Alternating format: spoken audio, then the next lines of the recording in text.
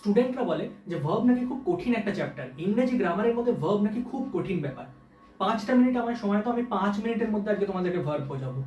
ডিটেলে দরকার নেই বোঝার, ওপর ওপর বোঝো, কিন্তু 5 মিনিটের মধ্যে ভার্বের যত রকমের কনসেপ্ট আছে সব ক্লিয়ার হবে। তো চলো দেখে নেওয়া যাক। সবার ফার্স্টে আমি লিখলাম কি, আমি লিখলাম ভার্ব। দেখো ভার্বকে দুটো ভাগে ভাগ করা যায়, একটা হচ্ছে প্রিন্সিপাল ভার্ব যেটা আমরা বইতে পড়েছি, আর একটা আমরা পড়েছি কি অক্সিলারি ভার্ব, তাই তো? এই দুটো জিনিস আমরা পড়েছি। প্রিন্সিপাল কি আমরা কি বলি, মেন ভার্ব, আর এই অক্সিলারিকে আমরা কি বলি, হেল্পিং ভার্ব। এই অবধি ক্লিয়ার? এটা মোটামুটি তোমরা সবাই জানো। আচ্ছা, মাথায় রাখবে প্রিন্সিপালে কিন্তু পাল আছে, যেমন গরুর পাল তেমনি প্রিন্সিপাল। এবার তুমি অবশ্যই প্রিন্সিপালকে গরুর পাল বলতে পারো না, বাট মাথায় রাখার জন্য পাল টাইটেলটা মাথায় রাখবে, যে একটা কিন্তু এই স্পেলিং হয় যেটা নিয়মাবলী বোঝায়। প্রিন্সিপাল এটা কিন্তু প্রিন্সিপাল, ঠিক আছে? যেখানে পিএলই থাকে, আর পিএল পাল যেটা থাকে সেটা হচ্ছে প্রধান বোঝানোর জন্য। একটা নিয়মাবলী আর এটা হচ্ছে প্রধান, এটা নিয়মাবলী এটা প্রধান, ঠিক আছে? তাহলে দেখো প্রিন্সিপাল, আর একটা কি হয়ে গেল, আর একটা হচ্ছে অক্সিলারি ভার্ব। এখানে মেন ভার্ব, এটা হেল্পিং ভার্ব। মেন ভার্ব কারা? ধরো রান হতে পারে, স্লিপ হতে পারে, ইট হতে পারে, ঠিক আছে, ড্রিঙ্ক হতে পারে, এগুলো সব হয়ে গেল আমাদের প্রিন্সিপাল, ঠিক আছে? প্রিন্সিপাল ভার্ব বা আমি মেন ভার্ব বলে চলছি, ঠিক আছে? এগুলো সব হয়ে গেল আমাদের মেন ভার্ব। হেল্পিং ভার্ব কারা? হেল্পিং ভার্বকে আবার দুটো ভাগে ভাগ করা যায়।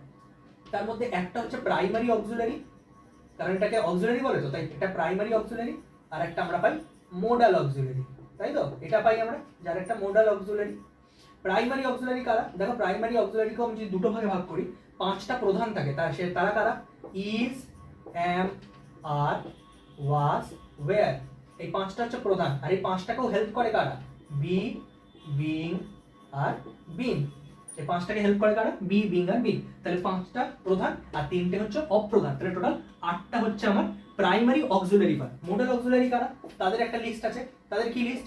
Shall, should. এবার এটা ফিউচার করতে তোমাদের কাজে লাগে। তোমরা হয়তো ভাবো কি যে এটা হয়তো বি ভার্বের মধ্যে, প্রাইমারির মধ্যেই পড়ে, কিন্তু না, এটা কিন্তু মোডালের মধ্যে পড়ে। শ্যাল, শুড হয়ে গেল, উইল, উড হয়ে গেল আমাদের, ক্যান, কুড হয়ে গেল, মে, মাইট হয়ে গেল, অট টু চলে গেল এখানে, নিড হয়ে গেল, মাস্ট হয়ে গেল, আর হয়ে গেল ডেয়ার। কটা হলো? 1 2 3 4 5 6 7 8 9 10 11 12, ঠিক আছে? আর আশা করছি কিছু বাকি নেই। হ্যাঁ, এইগুলোই থাকে। তাহলে এই হয়ে গেল আমাদের মোডাল অক্সিলারি আর প্রাইমারি অক্সিলারি। দেখো এইটা হয়ে গেল আমাদের প্রিন্সিপাল ভার্ব আর অক্সিলারি ভার্বের যে ভাগটা, সেটা হয়ে গেল এইটা। এবার চলো আমি তোমাদেরকে দেখাই যে অবজেক্টের উপর বেসিস করে কি করে ভার্বকে আমরা দুটো ভাগে ভাগ করতে পারি। তো চলো সেইটা দেখে নেওয়া যায়। দেখো কিভাবে আমরা অবজেক্টের উপর বেস করে ভার্বকে দুটো ভাগে ভাগ করতে পারি। একটার নাম রাখা হয়েছে ইংরেজিতে ট্রানজিটিভ ভার্ব, একটার নাম রাখা হয়েছে ইনট্রানজিটিভ ভার্ব। একটা নাম রাখা হয়েছে ট্রানজিটিভ, একটা ইনট্রানজিটিভ। ট্রানজিটিভ মানে সকর্মক, মানে যার মধ্যে কর্ম আছে, সকর্মক। আর একটা অকর্মক মানে যার কোনো কর্ম নেই, ঠিক আছে, মানে অকর্মা। আসলে সেটা না, অকর্মক মানে হচ্ছে যার কোনো অবজেক্ট নেই, তাই তো? সকর্মক, অকর্মক। আমি তোমাকে একটাই এক্সাম্পল দেবো, সেই একটা এক্সাম্পল দিয়ে তোমরা বুঝে যাবে যে কিভাবে সকর্মক ইউজ হচ্ছে আর কিভাবে অকর্মক ইউজ হচ্ছে। ধরো আমি এরকম একটা লিখলাম সেন্টেন্স, যে the driver stopped the car suddenly, ঠিক আছে? হঠাৎ করে ড্রাইভার কি থামিয়ে দিল। স্টপকে যদি আমি কোশ্চেন করি হোয়াট দিয়ে, তাহলে আমি কি পাবো? দা কার। তাহলে দা কার হয়ে গেল আমার অবজেক্ট, তাই তো? যদি আমি হোয়াটকে বলছি, যদি আমি ভার্বকে হোয়াট দিয়ে কোশ্চেন করি, তাহলে আমি কি পাচ্ছি অ্যান্সার? আমি অবজেক্টটা পেয়ে যাচ্ছি, যে ড্রাইভার কি থামিয়ে দিল? গাড়ি থামিয়ে দিল, সেটা হচ্ছে অবজেক্ট। আচ্ছা, অবজেক্ট হওয়ার জন্য কিছু ক্রাইটেরিয়া হতে হয়। কি ক্রাইটেরিয়া? এক হচ্ছে ওকে নাউন অথবা প্রোনাউন হতে হবে, আর দ্বিতীয়ত ওকে সাবজেক্টের থেকে আলাদা হতে হবে। ওকে নাউন অথবা প্রোনাউন হতে হবে, এছাড়া কি হতে হবে? ওকে সাবজেক্টের থেকে আলাদা হতে হবে। তাহলে এই হয়ে গেল আমাদের একটা ভাগ। আর সেকেন্ড দেখো, একটা এক্সাম্পল এরকম হতে পারে যে দ্য ড্রাইভার স্টপড সাডেনলি। আমি জাস্ট কারটাকে সরিয়ে দিলাম, যে ড্রাইভার হঠাৎ করে থেমে গেল। তো ড্রাইভার কি থামিয়েছে?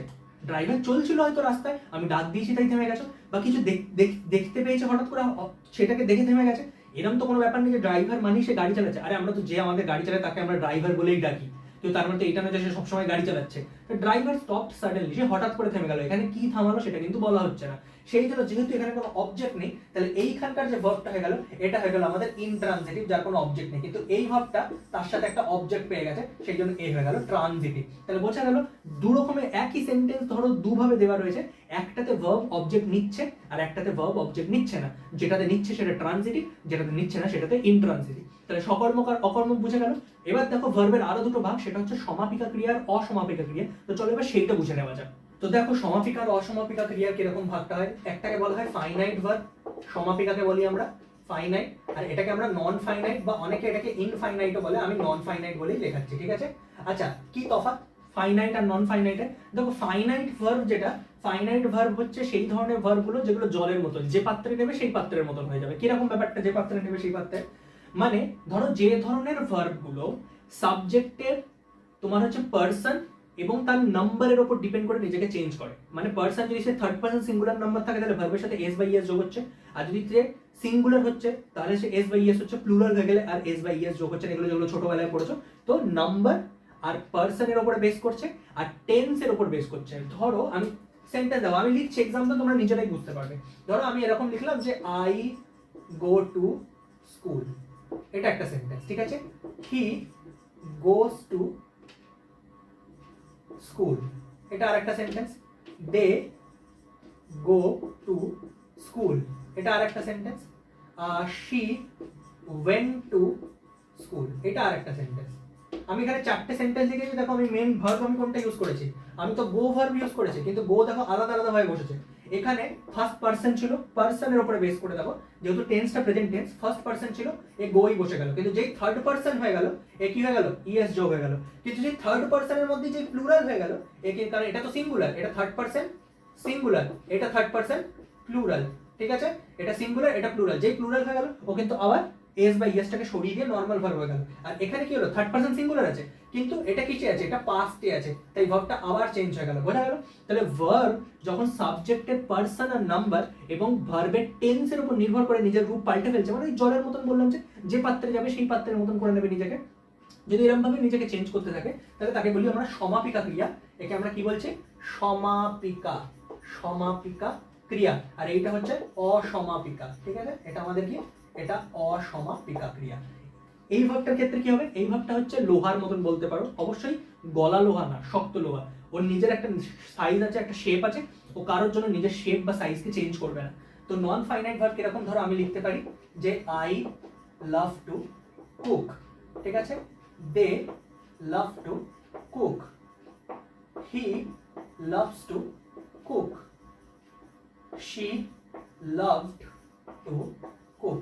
আচ্ছা, এখানে তোমরা নিশ্চয়ই দেখে বুঝতে পারছো যে লাভ যে ভার্বটা সে কিন্তু আবার আলাদা আলাদা ভাবে নিজেকে চেঞ্জ করেছে, তাই না? এস, ইএস, ইডি এগুলো নিয়েছে, তার মানে এটা কিন্তু আমার ফাইনাইট ভার্ব। কিন্তু কুকটা দেখো আরেকটা ভার্ব, রান্না করতে ভালোবাসে, ওটা তো একটা কাজ। কিন্তু কুক দেখো প্রত্যেকটা জায়গাতে সেম বসে গেছে, তাই না? কেন না, তার আগে টু বসেছে। আচ্ছা, টু দুটো ভাগে কাজ করে, একটা হচ্ছে প্রিপোজিশন, আমরা জানি টু প্রিপোজিশনে কাজ করে যদি ওর পরে নাউন, প্রোনাউন বা অন্যান্য পার্টস অফ স্পিচ বসে। কিন্তু টু এর পরে যদি ভার্ব বসে তাহলে সবসময় তার ভার্বের ফার্স্ট ফর্ম বসবে। কি বসবে, ভার্বের ফার্স্ট ফর্ম। আর ভার্বের ফার্স্ট ফর্ম যখন বসবে তখন এই টু হয়ে যাবে ইনফিনিটিভ। টুটা কি হয়ে যাবে, তখন এই টু হয়ে যাবে ইনফিনিটিভ। আর যে V1টা বসবে তাকে আমরা বলবো ইনফিনিটিভ ভার্ব। তাকে আমরা কি বলবো, তাকে আমরা বলবো ইনফিনিটিভ ভার্ব। তাহলে মাথায় থাকবে যে টু, তারপরে যদি কোনো অন্যান্য পার্টস অফ স্পিচ নেয়, ভার্ব ছাড়া অন্যান্য পার্টস অফ স্পিচ নিচ্ছে, তাহলে টু হয়ে যাচ্ছে তোমার প্রিপোজিশন। আর টু যদি নিজের পরে ভার্বের ফার্স্ট ফর্ম বসাচ্ছে তাহলে টু হচ্ছে ইনফিনিটিভ, আর এই ভার্বের ফার্স্ট ফর্মটাকে আমরা বলছি ইনফিনিটিভ ভার্ব। বোঝা গেল? এই হয়ে গেল আমাদের সমাপিকা ক্রিয়া, অসমাপিকা ক্রিয়া। দেখো আমি আরো দুটো এক্সট্রা তোমাদের জন্য ভার্বের ক্যাটাগরি নিয়ে এসেছি, ভাগ নিয়ে এসেছি, মানে একটা ভার্বকে আরো দু ভাগে ভাগ করা যায়। তো চলো এবার সেইটা দেখে নেওয়া যায়। আমরা পড়তে গিয়ে দেখেছি যে ভার্বকে আরো দুটো ভাগে ভাগ করা যায়। সেই দুটো ভাগ কি কি? দেখো, একটা ভাগ হচ্ছে ডাইনামিক ভার্ব, ঠিক আছে, ডাইনামিক ভার্ব। আর একটা ভার্ব হচ্ছে স্টেটিভ ভার্ব। আচ্ছা, স্টেটিভ ভার্বটা কি জিনিস ফার্স্ট টাইম হয়তো শুনছো, ডাইনামিক ভার্বটা ফার্স্ট টাইম শুনছো। আচ্ছা, ডাইনামিক ভার্বটাই হচ্ছে অ্যাকশন ভার্ব, যেটা আমরা প্রিন্সিপাল ভার্ব করছিলাম সেটাকে তো আমরা অ্যাকশন ভার্ব বলি। তো সেটাই হচ্ছে ডাইনামিক ভার্ব, মানে যে কোনো রকম কাজ করাটা। স্টেটিভ ভার্ব হচ্ছে যে যেখানে কোনো রকম স্টেট বা কন্ডিশন বোঝাবে, মানে কোনো রকম তোমার দোষ, গুণ, অবস্থা এইগুলো বোঝাচ্ছে, ঠিক আছে। সেরকম ধরনের জিনিস যখন হবে যেখানে কোনো ফিজিক্যাল অ্যাক্টিভিটি হবে না, মানে কোনো কাজ সেইভাবে করা বোঝাচ্ছে না। যেমন আমি এরকম ভাবে যদি ধরো ডাইনামিক ভার্বে বললাম যে আই ইট বিরিয়ানি, ঠিক আছে, আই ইট বিরিয়ানি, এটা হয়ে গেল ইট। এবার এই যে ইটটা কিন্তু ডাইনামিক ভার্ব, কেননা এটা একটা কাজ বোঝাচ্ছে যে আমি বিরিয়ানি খাই, খাওয়াটা একটা কাজ। কিন্তু আমি যদি বলি যে আই হ্যাভ বিরিয়ানি, আমার কাছে বিরিয়ানি আছে, এখানে হ্যাভটা কিন্তু কোনো কাজ বোঝাচ্ছে না, এটা কন্ডিশনটা বোঝাচ্ছে যে আমার কাছে বিরিয়ানি আছে। I have a blue pant, I have a red কার, এটা কন্ডিশন বোঝাচ্ছে। এই হ্যাভটা এই বাক্যতে, এই হ্যাভটাই মেইন ভার্বের কাজ করছে, এই হ্যাভটা এখানে স্টেটিভ ভার্ব। যেমন আমি ডাইনামিক ভার্বটার বেশি এক্সাম্পল দিচ্ছি না, কারণ ডাইনামিক ভার্ব তোমরা সবাই জানো। স্টেটিভ ভার্বটা তোমরা যেহেতু জানো তাই তারই এক্সাম্পল গুলো লেখাচ্ছি। তাহলে আই হ্যাভ বিরিয়ানি তোমরা বুঝতে পারলে। আর কি হতে পারে, মনে করো এরকম আমি বলতে পারি যে হি লুকস হ্যান্ডসাম, তাকে হ্যান্ডসাম দেখতে, এখানে এই লোকটা কোনো কাজ করছে? আরে কারোর তাকে কেমন দেখতে সেটা তো কোনো কাজ নয়, সেটা তো সে দেখতেই ওরকম, ওখানে আর কাজ কি? তাহলে হি লুকস হ্যান্ডসামে কি হয়ে গেল? লুকসটা হয়ে গেল আমাদের স্ট্যাটিক ভার্ব। মাথায় রাখবে যে ভার্ব যেমন সবসময় নিজের সাথে অ্যাডভার্ব নেয়, তো নিজেকে মডিফাই করার জন্য আরো বেটার কিছু বলার জন্য অ্যাডভার্ব নেয়, তো সেটা ডাইনামিক ভার্ব নেয়। স্ট্যাটিক ভার্ব কিন্তু নিজের সাথে অ্যাডজেক্টিভ নেয়, সে কিন্তু কখনোই নিজের সাথে অ্যাডভার্ব নেবে না। তো আশা করছি আমার এই পুরো ভিডিওটা থেকে তোমাদের ভার্বটা একটু হলেও মাথায় ঢুকে গেছে। যদি এটা ডিটেল ভিডিও দরকার হয়, আমি প্রত্যেকটা পার্টকে ভেঙে ভেঙে আরো ডিটেল ভাবে পড়াতে পারবো। যদি সেটার দরকার হয় অবশ্যই তোমরা সেটা আমাকে বলতে পারো, আমি ডিটেল ভিডিও করতে পারি। এইটা আমি শুধুমাত্র করেছি যাতে 5 থেকে 6 মিনিটের মধ্যে, 10 মিনিটের মধ্যে তোমাদেরকে গোটা ভার্বটার আমি একটা জিস্ট দিয়ে দিতে পারি, যাতে তোমাদের কাছে এই যে ভার্ব নিয়ে এত একটা মানে ভয় যে ভার্ব কি না কি ব্যাপার, সেইটা যাতে আমি কাটাতে পারি এবং তোমাদেরকে বোঝাতে পারি যে আসলে ভার্বটা কতটা সোজা। এটাকে যদি একটু ভালো করে পড়া হয় তাহলেই ভালো করে নাম্বার এখান থেকে তোলা যায়। আশা করছি আমার ভিডিওগুলো তোমাদের যথেষ্ট হেল্প করছে। যদি হেল্প করে থাকে নিজের বন্ধু বান্ধবদের সাথেও শেয়ার করো। দেখা হবে পরের ভিডিওতে।